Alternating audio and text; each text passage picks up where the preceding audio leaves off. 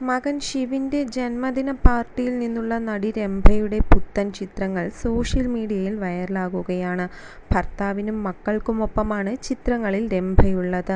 സർഗം എന്ന സിനിമയിലൂടെ അഭിനയരംഗത്തെത്തിയ രംഭ തമിഴിലെത്തിയതോടെ ഗ്ലാമർ വേഷങ്ങളാണ് തിളങ്ങിയത്. തെന്നിന്ത്യയിൽ നിരവധി സൂപ്പർ താരങ്ങളുടെ നായികയായി അഭിനയിച്ച രംഭ 2011-ലാണ് സിനിമ വിട്ടത്. രജനീകാന്ത്, വിജയകാന്ത് തുടങ്ങി അജിത്, വിജയ്, മമ്മൂട്ടി, ദിലീപ് തുടങ്ങിയവർക്കൊപ്പം രംഭ അഭിനയിച്ചിട്ടുണ്ട്. അമേരിക്കൻ ബിസിനസ്സുകാരനെ വിവാഹം ചെയ്തതോടെയാണ് രംഭ പൂർണ്ണമായും സിനിമ ഉപേക്ഷിച്ചത്.